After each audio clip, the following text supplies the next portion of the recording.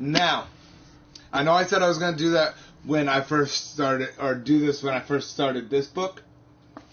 But I'm actually, when I finish this book, I'm going to pick and... sorry. I'm going to pick a part in here, a page, a chapter, at random, and read a paragraph.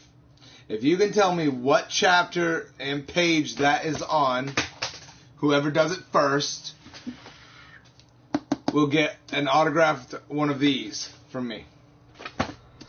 It may take a few weeks because I need to save up the money to send it, but you will get it. And I'll also give you a shout out on here. But without further ado, Chapter 17. The Man with Two Faces. It was Quirrell. You! Gasped Harry. Quirrell smiled. His face wasn't twitching at all. Me, he said calmly. I wondered whether I'd be meeting you here, Potter. But I thought Snape... Severus? Quirrell laughed, and it wasn't his usual quivering treble either, but cold and sharp. Yes, Severus does seem the type, doesn't he? So useful to have him swooping around like an overgrown bat. Next to him, who would suspect poor stuttering Professor Quirrell? Harry couldn't take it in. This couldn't be true. It couldn't. But Snape tried to kill me. No. I tried to kill you. Your friend Miss Granger accidentally knocked me over as she rushed to set fire to Snape at that Quidditch match. She broke my eye contact with you. Another few seconds and I'd have gotten you off that broom. I'd have managed it before then if Snape hadn't been muttering a counter curse trying to save you. Snape was trying to save me? Of course, said Quirrell coolly. Why do you think he wanted to referee your next match? He was trying to make sure I didn't do it again. Funny, really. He needn't have bothered. I couldn't do anything with Dumbledore watching. All the other teachers thought Snape was trying to stop Gryffindor from winning. He did make himself unpopular.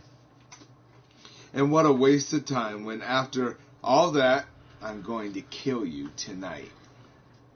Quirrell snapped his fingers. Ropes sprang out of thin air and wrapped themselves tightly around Harry. You're too nosy to live, Potter. Scurrying around the school on Halloween like that, for all I knew you'd seen me coming to look at what was guarding the stone. You let that troll in. Certainly. I have a special gift with trolls. You must have seen what I did to the one in the chamber back there.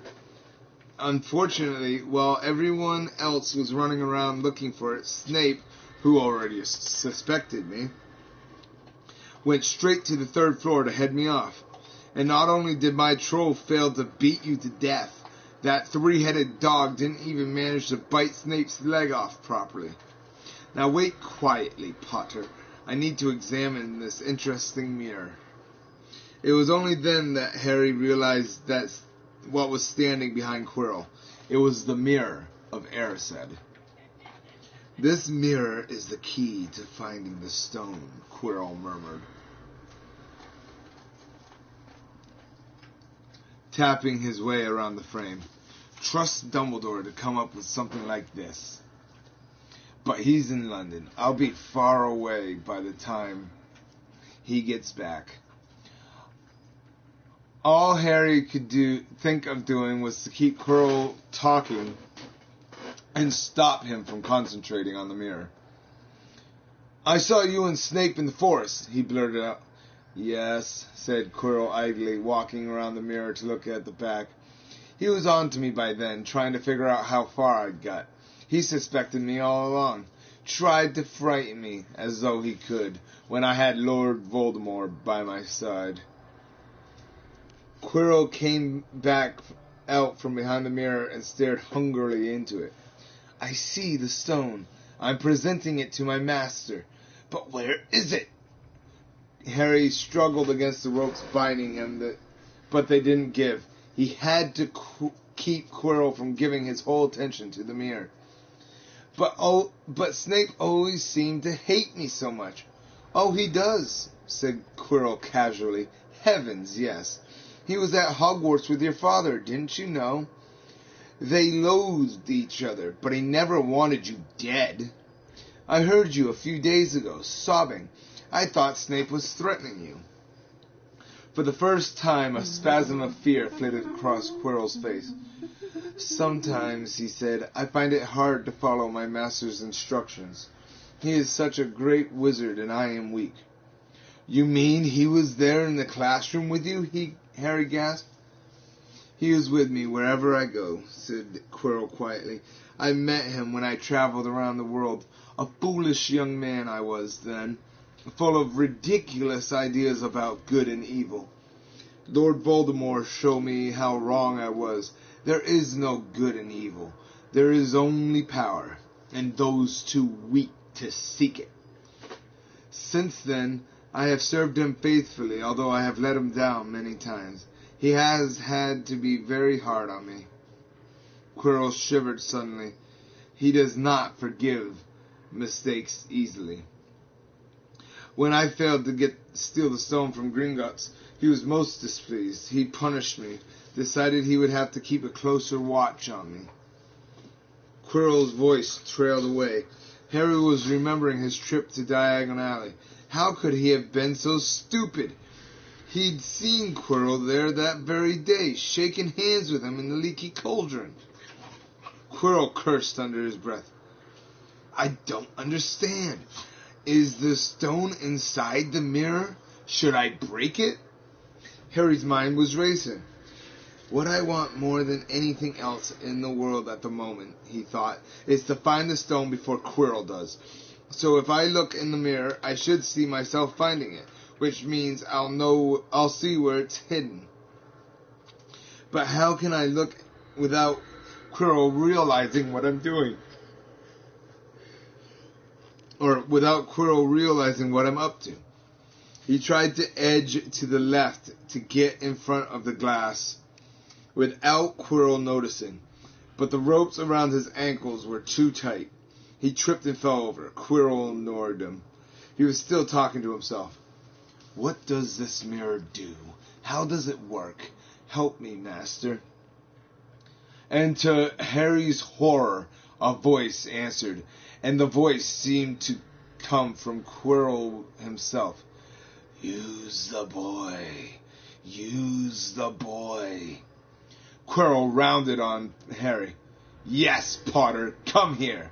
He clapped his hand once, and the ropes binding Harry fell off. Harry got slowly to his feet. Come here, Quirrell repeated. Look into the mirror and tell me what you see. Harry walked toward him. I must lie, he thought desperately. I must look and lie about what I see, that's all. Quirrell moved close behind him. Harry breathed in the funny smell that seemed to come from Quirrell's turban.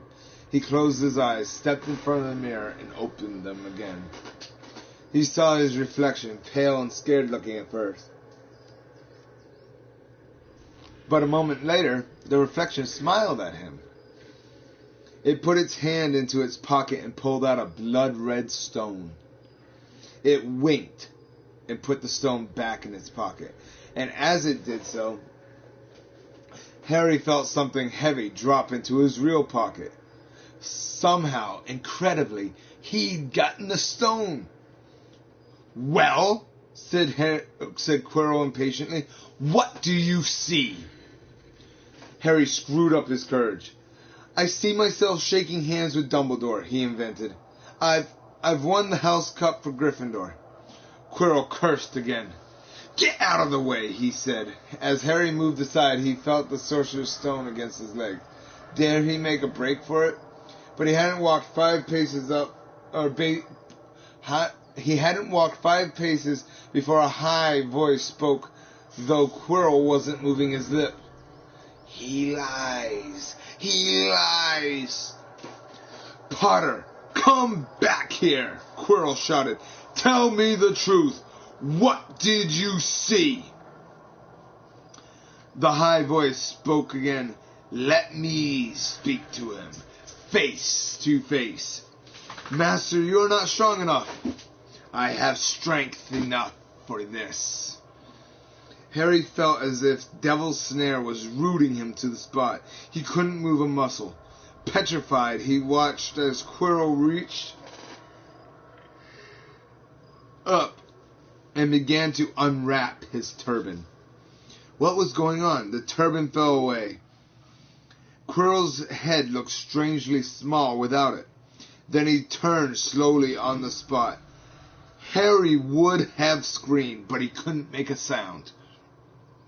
Where there should have been a back to Quirrell's head, there was a face. The most terrible face Harry had ever seen. It was chalk white with glaring red eyes and slits for nostrils like a snake. Harry Potter, it whispered. Harry tried to take a step backward, but his legs wouldn't move. See what I have become, the face said. Mere shadow and vapor. I have form only when I can share another's body. But there have always been those willing to let me into their hearts and minds. Unicorn blood has strengthened me these past weeks. You saw faithful Quirrell drinking it for me in the forest. And once I have the elixir of life, I will be able to create a body of my own. Now, why don't you give me that stone in your pocket? So he knew. The feeling suddenly surged back into Harry's legs. He stumbled backwards. Don't be a fool, snarled the face. Better save your own life and join me, or you'll meet the same end as your parents. They died begging me for mercy. Liar! Harry shouted suddenly. Quirrell was walking backward toward him so that Voldemort could still see him. The evil face was now smiling. How touching, it hissed. I always valued bravery. Yes, boy, your parents were brave. I killed your father first, and he put up a courageous fight. But your mother needn't have died. She was trying to protect you. Now give me the stone, unless you want her to have died in vain. Never! Harry sprang toward the flame door, but Voldemort screamed, Seize him! And the next second, Harry felt Quirrell's hand close on his wrist. At once, a needle-sharp pain seared across Harry's scar. His head felt as though it was about to split in two. He yelled, struggling with all his might, and to his surprise, Quirrell let him go. The pain in his head lessened. He looked around wildly to see where Quirrell had gone, and saw him hunched in pain, looking at his fingers. They were blistering before his eyes. Seize him! Seize him! Shrieked Voldemort again, and Quirrell lunged, knocking Harry clean off his feet, landing on top of him, both hands around Harry's neck. Harry's scar was almost blinding him with pain, yet he could see Quirrell howling in agony. Master, I cannot hold him. My hands, my hands. And Quirrell, though pinning Harry to the ground with his knees, let go of his neck and stared bewildered at his own palms. Harry could see they looked burned, raw, red, and shiny. Then kill him, fool, and be done, screeched Voldemort. Quirrell raised his hand to perform a deadly curse, but Harry, by instinct, reached up and grabbed Quirrell's face. Arrgh! Quirrell rolled off him, his face blistering too. Then Harry knew. Quirrell couldn't touch his bare skin, not without suffering terrible pain. His only chance was to keep hold of Quirrell, keep him in enough pain to stop him from doing a curse. Harry jumped to his feet, caught Quirrell by the arm, and hung on as tight as he could. Quirrell screamed and tried to throw Harry off. The pain in Harry's head was building. He couldn't see. He could only hear Quirrell's terrible shrieks and Voldemort's yells of, Kill him! Kill him! And other voices, maybe in Harry's own head, crying, Harry! Harry! He felt Quirrell's arm wrenched from his grasp. knew all was lost, and fell into blackness. Down, down, down. Something gold was glinting just above him. The snitch! He tried to catch him, but his arms were too heavy. He blinked. It wasn't the snitch at all. It was a pair of glasses. How strange. He blinked again. The smiling face of Albus Dumbledore swam into view above him. "Good afternoon, Harry," said Dumbledore. Harry stared at him. Then he remembered. "Sir! The stone! It was Quirrell! He's got the stone, sir! Quick!" "Calm yourself, dear boy. You are a little behind the times," said Dumbledore. "Quirrell does not have the stone." "Then who does? Sir, Harry, please relax, or Madame Pomfrey will have me thrown out." Harry swallowed and looked around him. He realized he must be in the hospital wing. He was lying in a bed with white linen sheets, and next to him was a table piled high with what looked like half the candy shop. "Tokens from your friends and admirers?" said Dumbledore, beaming. "What happened down in the dungeons between you and Professor Quirrell is a complete secret, so naturally the whole school knows. I believe your friends, Messrs. Fred and George Weasley, were responsible for trying to send you a toilet seat. No doubt they thought it would amuse you. Madame Pomfrey, however, felt it might not be very hygienic and confiscated it." "How long have I been in here?" 3 days. Mr. Ronald Weasley and Miss Granger will be most relieved you have come round. They have been extremely worried." "But, sir, the stone." "I see you are not to be distracted. Very well. The stone. Professor Quirrell did not manage to take it from you. I arrived in time to prevent that, although you were doing very well on your own, I must say." "You got there? You got Hermione's owl?" "We must have crossed in midair. No sooner had I reached London than it became clear to me that the place I should be was the place I had just left. I arrived just in time to pull Quirrell off of you." "It was you!" "I feared I might be too late." "You nearly were. I couldn't have kept him off the stone much longer." "Not the stone, boy. You. The effort involved nearly killed you. For one terrible moment I was afraid it had.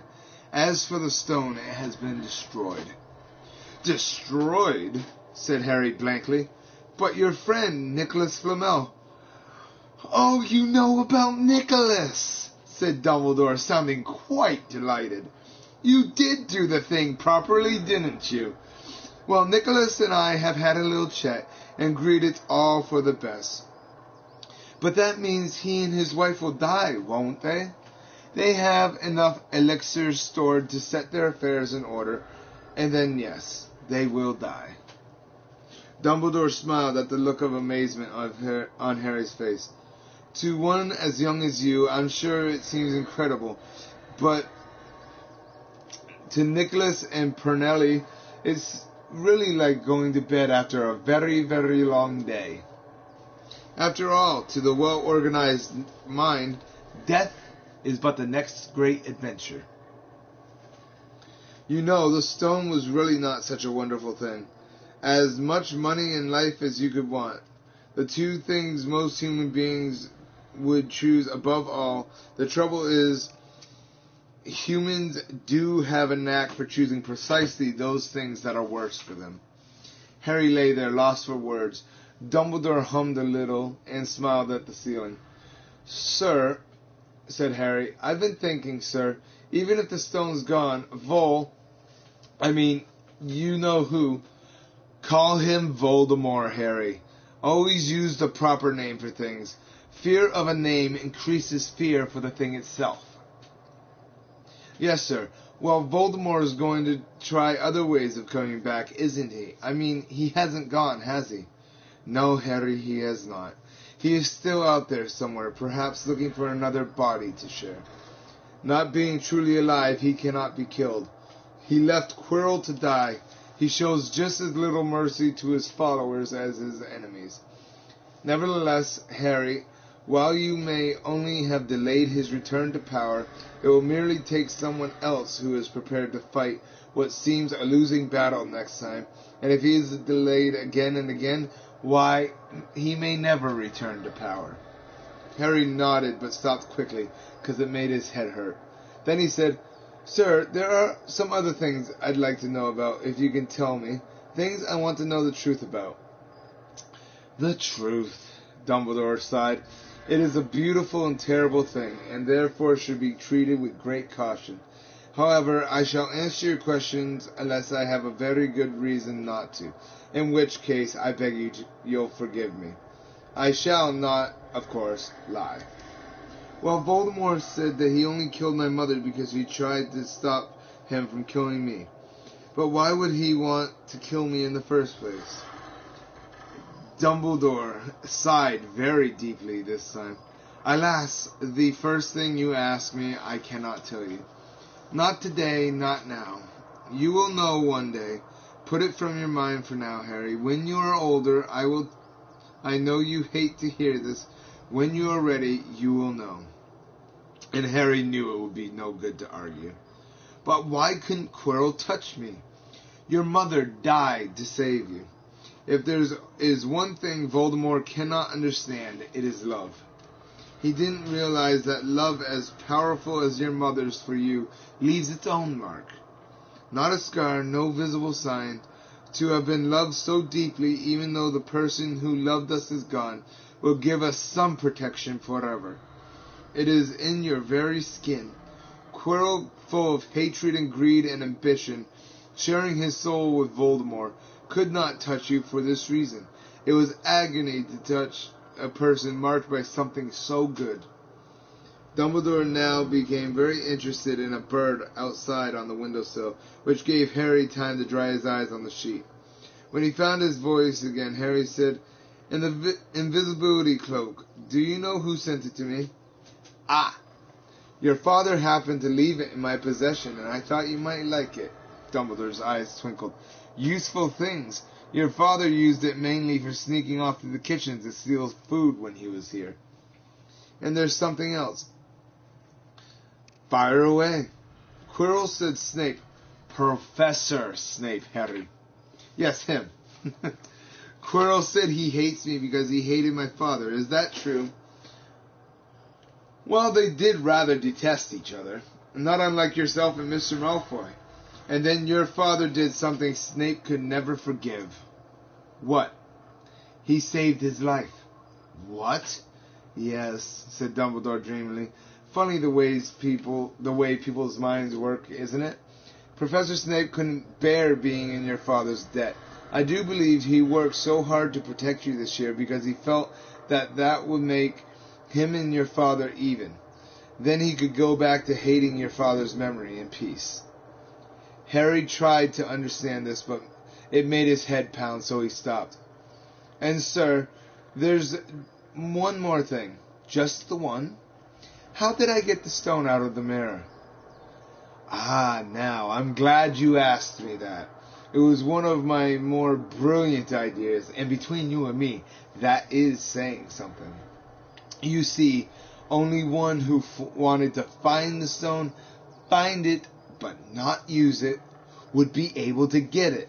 Otherwise, they'd just see themselves making gold or drinking elixir of life. My brain surprises even me sometimes. Now, enough questions. I suggest you make a start on these sweets." "Ah, Bertie bought every flavor beans. I was unfortunate enough in my youth to come across the vomit-flavored one, and since then I'm afraid I've rather lost my liking for them. But I think I'll be safe with a nice toffee, don't you?" He smiled and popped the golden brown bean into his mouth. He choked and said, "Alas, earwax." Madame Pomfrey, the nurse, was a nice woman, but very strict. "Just 5 minutes," Harry pleaded. "Absolutely not.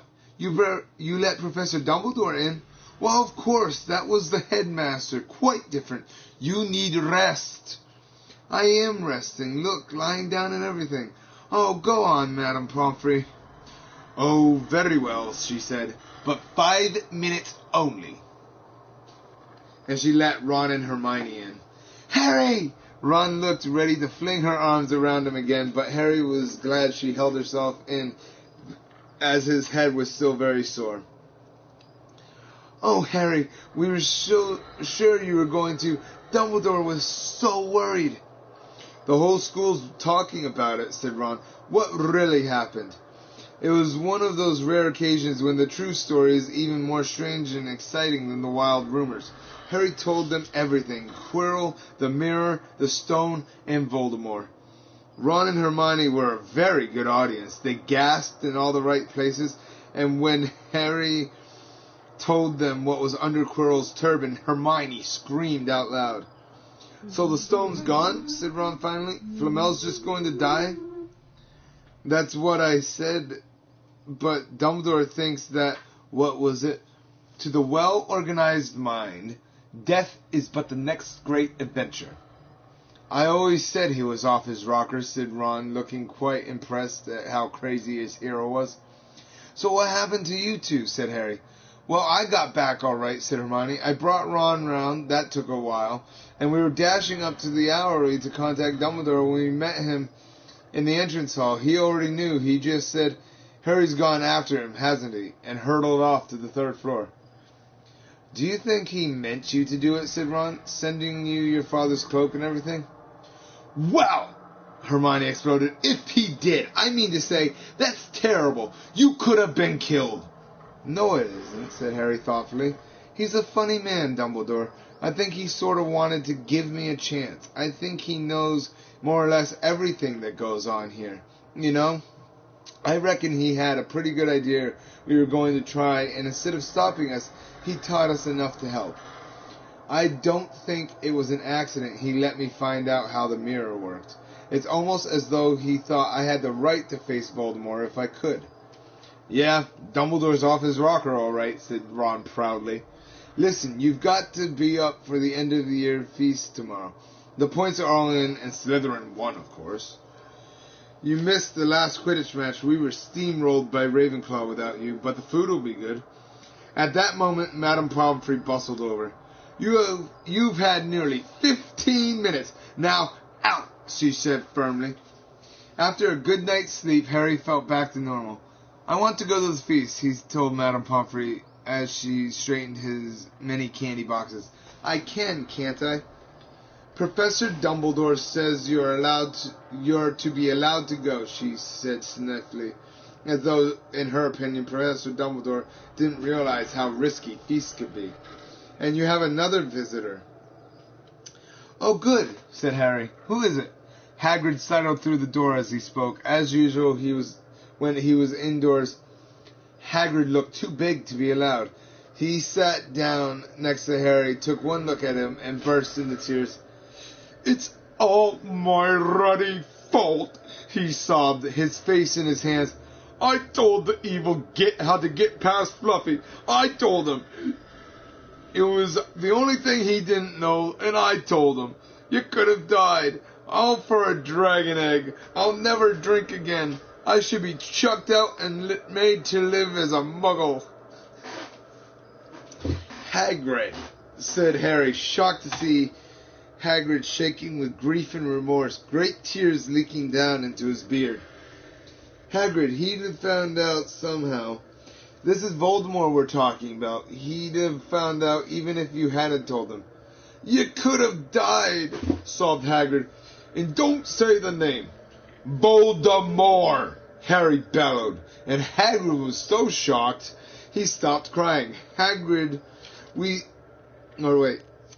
met him, and I'm calling him by his name." "Please cheer up, Hagrid. We saved the stone. It's gone. He can't use it. Have a chocolate frog. I've got those." Hagrid wiped his nose on the back of his hand and said, "That reminds me. I got you a present." "It's not a stout sandwich, is it?" said Harry anxiously, and at last Hagrid gave a weak chuckle. "Nah. Dumbledore gave me the day off yesterday to fix it. Of course, he should have sacked me instead. Anyway, got you this." It seemed to be a handsome leather-covered book. Harry opened it curiously. It was full of wizard photographs. Smiling and waving at him from every page were his mother and father.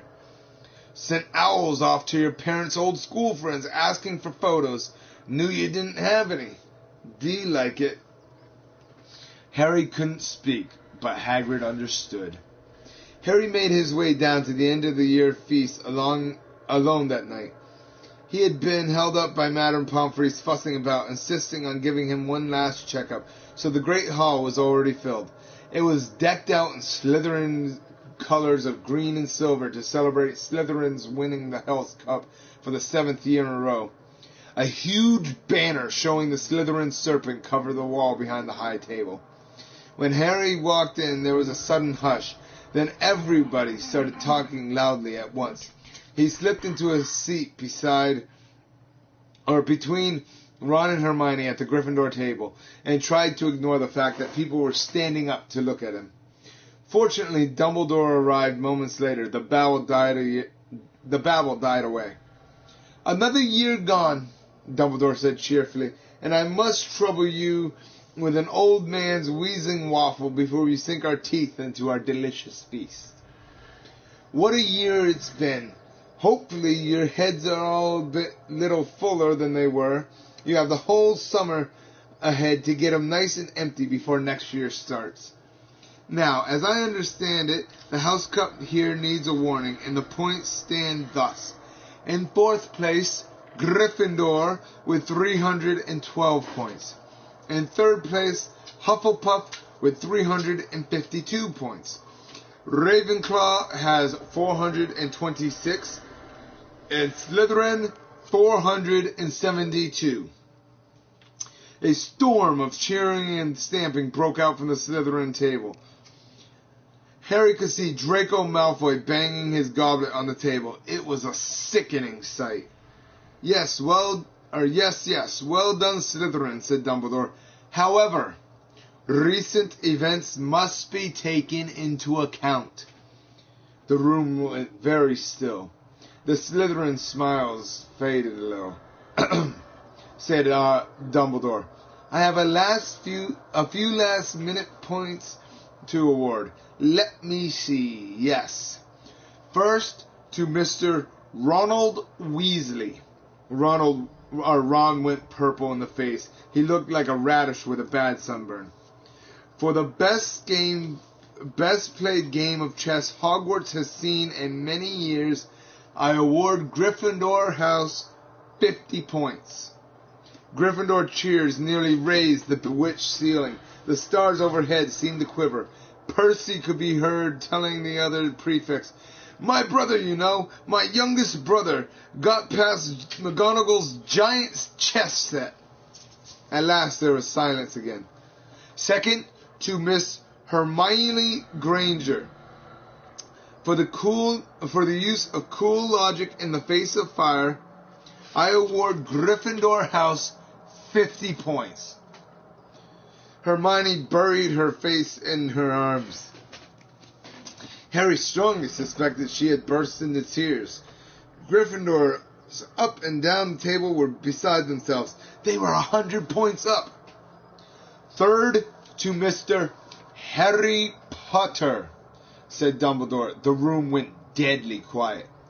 For pure nerve and outstanding courage, I award Gryffindor House 60 points.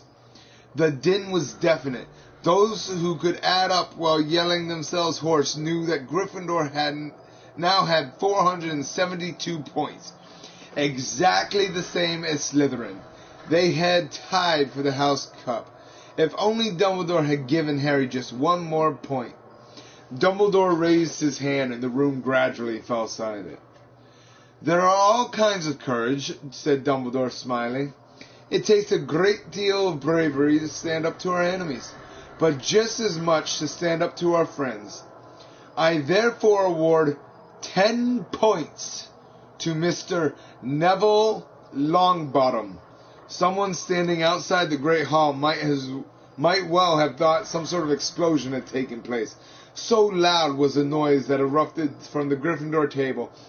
Harry, Ron, and Hermione stood up to yell and cheer as Neville, white with shock, disappeared under a pile of people hugging him. He had never won so much as a point for Gryffindor before. Harry, still cheering, nudged Ron in the ribs and pointed at Malfoy, who couldn't have looked more stunned and horrified as if he'd just had the body bind curse put on him. Which means, Dumbledore called over the storm of applause, even Ravenclaw and Hufflepuff were celebrating the downfall of Slytherin. We need a little change of decoration. He clapped his hands. In an instant, the green hangings became scarlet and the silver became gold. The huge Slytherin serpent vanished and a towering Gryffindor lion took its place. Snape was shaking Professor McGonagall's hands with a horrible, forced smile. He caught Harry's eyes, and Harry knew at once that Snape's feelings toward him hadn't changed one jot. This didn't worry Harry. It seemed as though life would be back to normal next year, or as normal as it ever was at Hogwarts. It was the best evening of Harry's life, better than winning at Quidditch or Christmas, or knocking out mountain trolls. He would never, ever forget tonight. Harry had almost forgotten that the exam results were still to come, but come they did. To their great surprise, both he and Ron passed with good marks. Hermione, of course, had the best grades of the first years. Even Neville scraped through, his good herbology mark making up for his abysmal potions one. They had hoped that Goyle, who was almost as stupid as he was mean, might be thrown out, but he had passed too. It was a shame, but as Ron said, you couldn't have everything in life. And suddenly their wardrobes were empty, their trunks were packed. Neville's toad was found lurking in a corner of the toilets. Notes were handed out to all students warning them not to use magic over the holidays. I always hope they'll forget to give us these, said Fred Weasley sadly. Hagrid was there to take them down to the fleet of boats that sailed them across the lake, and they were boarding the Hogwarts Express, talking and laughing as the countryside became greener and tidier, eating Bertie Bott's every flavor beans as they sped past Muggle towns, pulling off their wizard robes and putting on jackets and coats, pulling into platform 9 3/4 at King's Cross Station. It took quite a while for them all to get off the platform. A wizened old guard was up by the ticket barrier, letting them go through the gate in 2s and 3s, so that they didn't attract attention by all bursting out of a solid wall at once and alarming the Muggles. You must come and stay this summer, said Ron. Both of you. I'll send you an owl. Thanks, said Harry. I'll need something to look forward to. People jostled them as they moved toward the gateway back to the Muggle world. Some of them called, Bye, Harry. See ya, Potter. Still famous, said Ron, grinning at him. Not where I'm going, I promise you, said Harry. He, Ron, and Hermione passed through the gateway together. There he is, Mom. There he is. Look. It was Ginny Weasley, Ron's younger sister, but she wasn't pointing at Ron. Harry Potter, she squealed. Look, Mom, I can see. Be quiet, Ginny. It's rude to point. Mrs. Weasley smiled down at them. Busy year, she said. Very, said Harry. Thanks for the fudge and the sweater, Mrs. Weasley. Oh, it was nothing, dear. Ready, are you? It was Uncle Vernon, still purple-faced, still mustached, still looking furious at the nerve of Harry carrying an owl in a cage and a station full of ordinary people. Behind him stood Aunt Petunia and Dudley, looking terrified at the very sight of Harry. You must be Harry's family, said Mrs. Weasley. In a manner of speaking, said Uncle Vernon. Hurry up, boy. We haven't got all day. He walked away. Harry hung back for a last word with Ron and Hermione. See you over the summer, then. Hope you have a good holiday, said Hermione, looking uncertainly after Uncle Vernon, shocked that anyone could be so unpleasant. Oh, I will, said Harry, and they were surprised to see the grin that was spreading over his face. They don't know we're not allowed to use magic at home. I'm going to have a lot of fun with Dudley this summer. And that, my friends, is the end of Harry Potter and the Sorcerer's Stone. Now, before I do my ending, let's see here.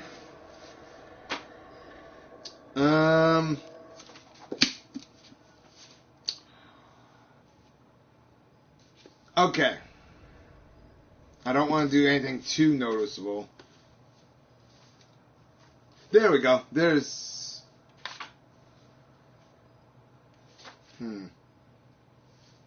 Okay, here we go.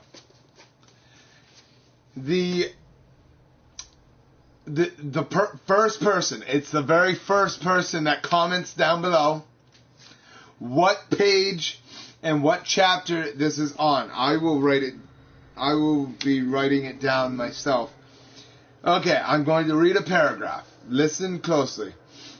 Harry raced up to Gryffindor Tower, collected his Nimbus 2000, and joined the large crowd swarming across the grounds. But his mind was still in the castle, along with the bodiless voice, and as he pulled on his scarlet robes in the locker room, his only comfort was that everyone was now outside to watch the game. Tell me what page and what chapter that is on, and I will send you one of these. I have 2 of them. And I will also autograph it. So remember, until next time, if you enjoy my content, be sure to like, subscribe, turn on notifications, people, and comment down below. You'll need to comment if you want this.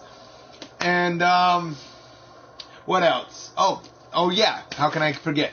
Don't forget to, hit me up on my social media sites. We're starting to get bigger and bigger, people. Thank y'all for that. And see you guys next time. Love y'all. Bye. Now all I need to do is find... Oh, there it is.